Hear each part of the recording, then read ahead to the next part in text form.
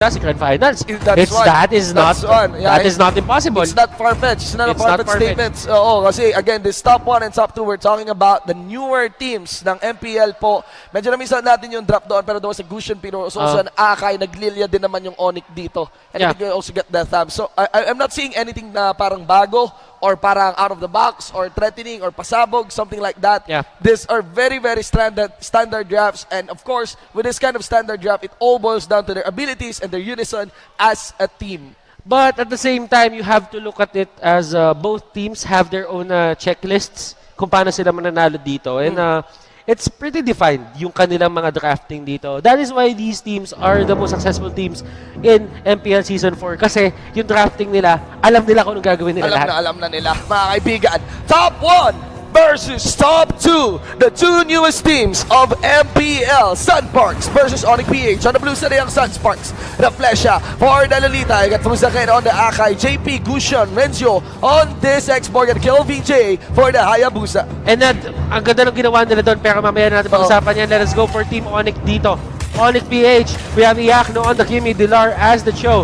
Greet will be the Thams, Wise as the Lilia, and Oh My Venus will play the drum. Look at this, Greet being very aggressive talaga.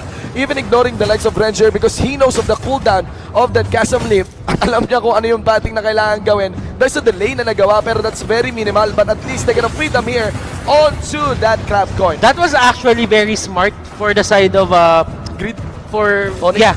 Greed. Kasi nakita mo yung ginawa doon na Sunsparks agad-agad. Sinama nila doon sa Regis sa mid para maklear nila yung minions agad, para maka-rotate agad si JP at makuha niya yung mga jungle monsters niya. The only problem was, hindi makaharap doon si Gusion just because andun yung Thams. And that means yung play sa mid. Yes, that means kung ano man yung seconds na nakuha mo doon sa pagpatay ng minions kasama si Renzio, binawi ni Greed doon sa pag-delay niya nung buff. So high level Mobile Legends, guys. Segundo na lang And it makes all the difference. Kung tingin nyo, yung seconds na yon is actually useless. For pro players na may sinusunod na rotation at memorize nila yan, punto per punto, napakalaking delay na nun. Napakalaking delay. Okay, we got Blar here going for the cut. It's just everyone being technical on their rotations for this game. Fuzakhen was able to get a blender jump combo, and KelVJ is there. Way of the Dragon getting burned just so hindi malapit si paring Kiel.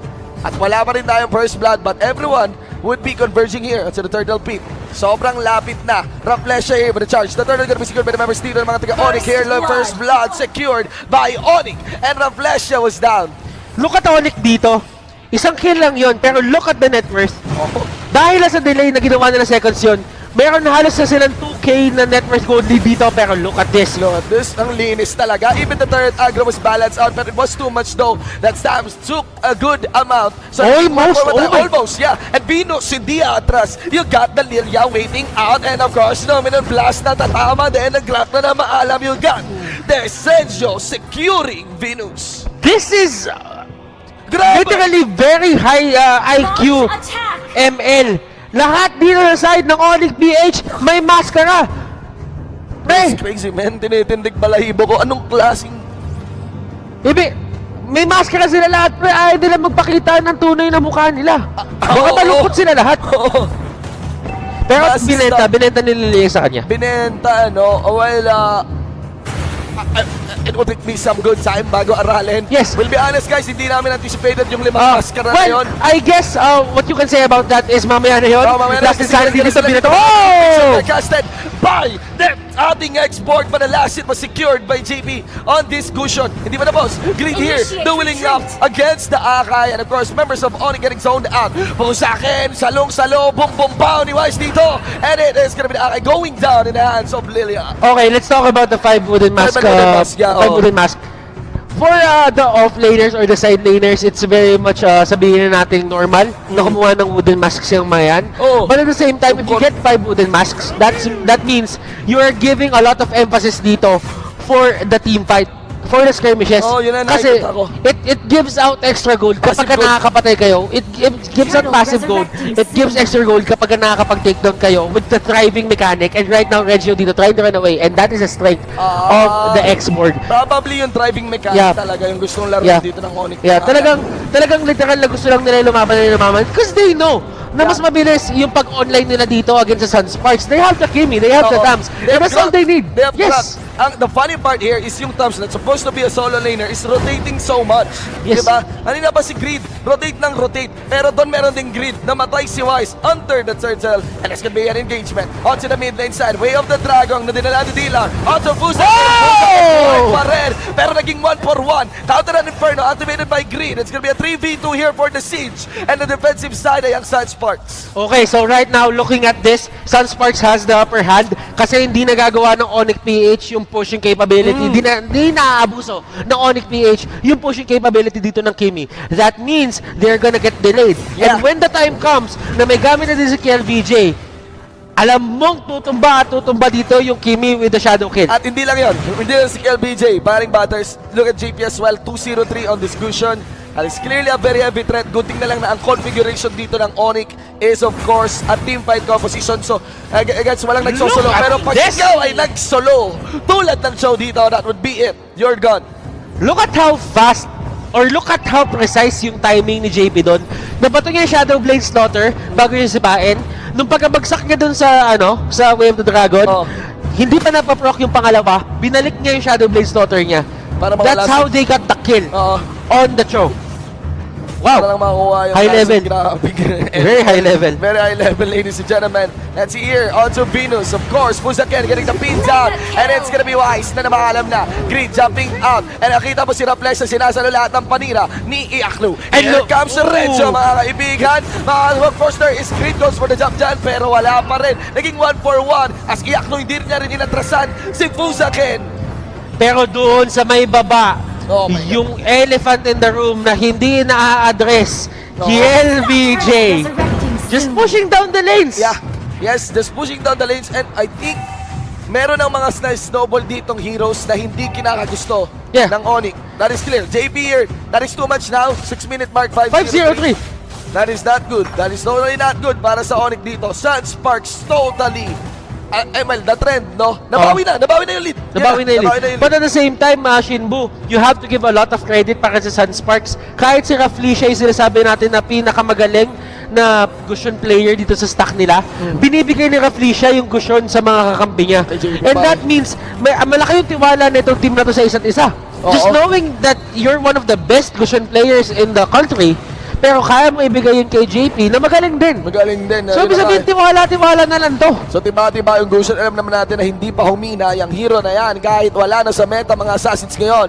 And now, we got here a bit of a skirmish onto the buff side habang mababa pa yung timer din ng Lord. Raflesia getting pulled back by those Slaughterous sides. Under the turret hit, there is the bulwark up. Kaya naman hindi ganun ka-update. Meanwhile, to the top lane side, you get Renzo and Dilar. Chase down, hindi makakalaban si Dilar dito. Look at the damage output. Last Insanity will be thrown out.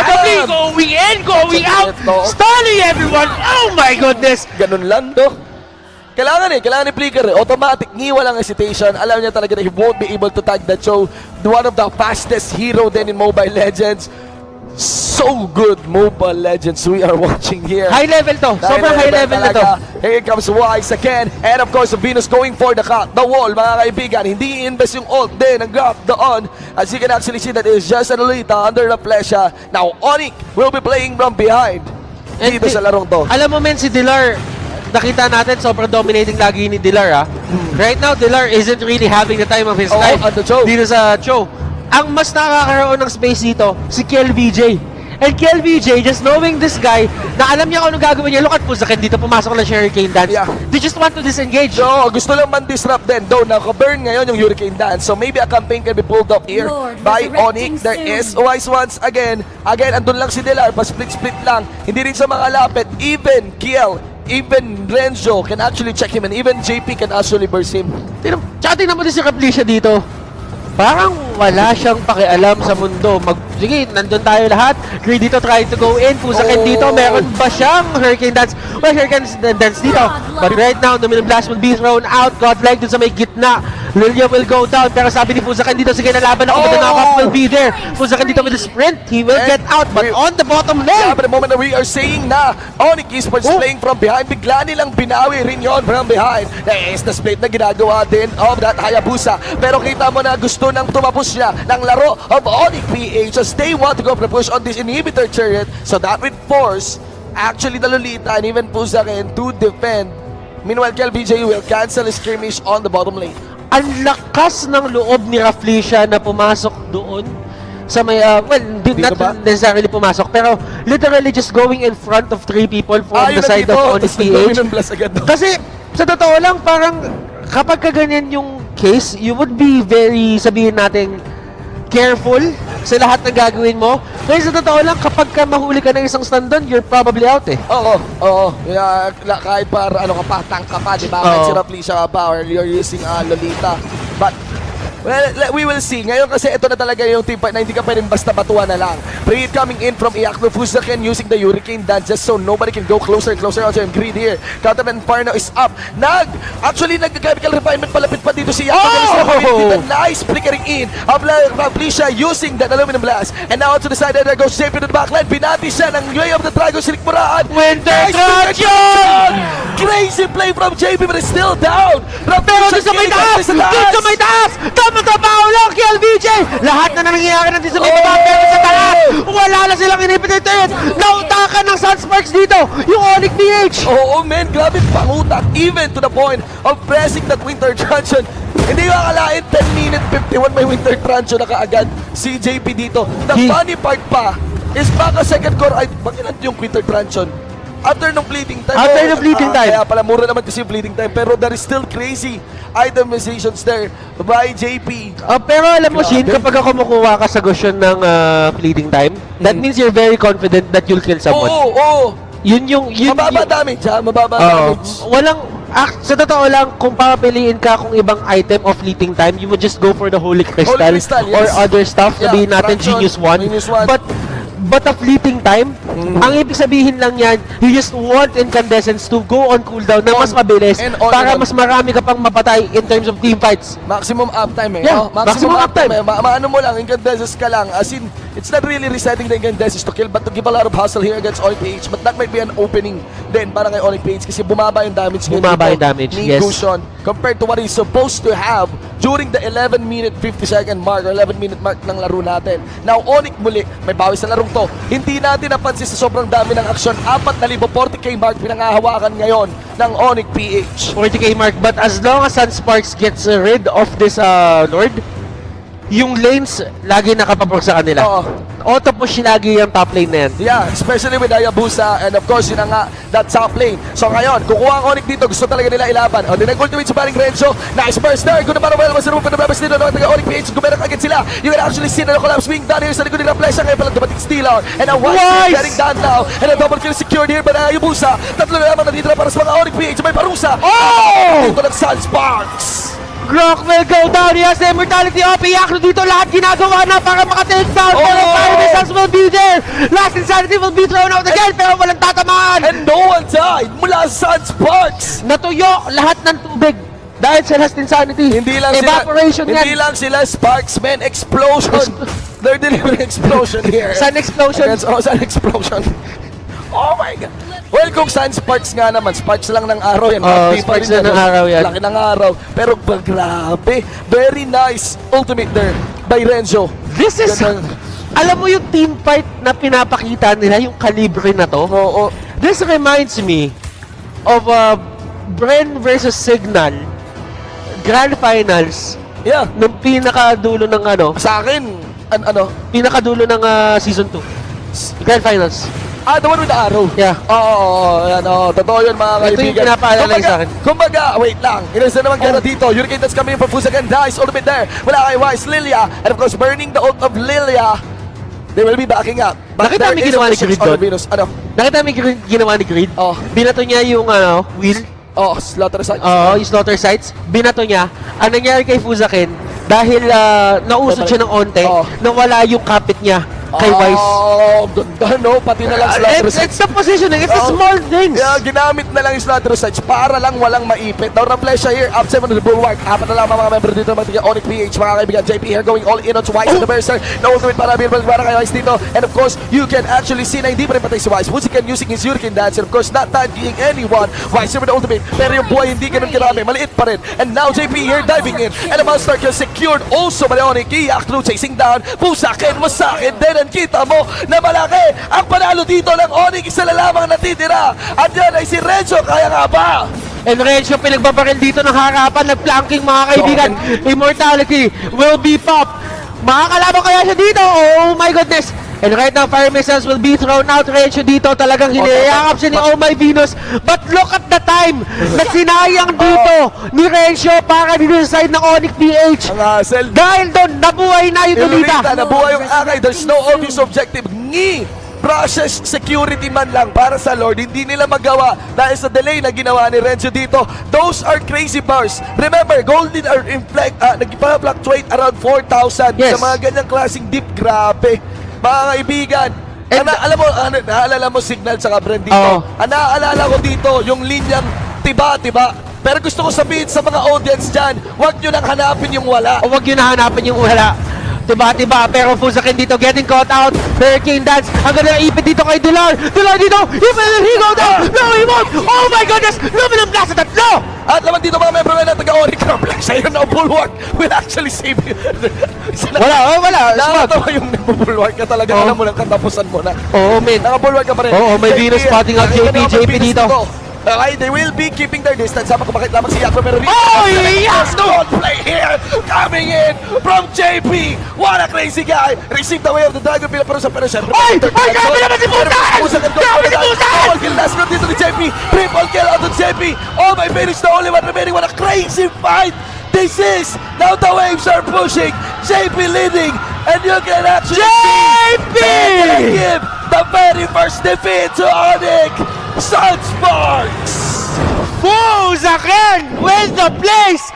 Catching out 4 people! Ano yun? Oh my God! Ano yun? Sabi pangwasakan na Mobile Legends. Fusakin! Grabe. Ang taong hindi umaamin! Mahuli na ako't lahat! Hindi ako aamin! Dahil ako! Si Fusakin! Para palang si Tipsy din yan. Oo!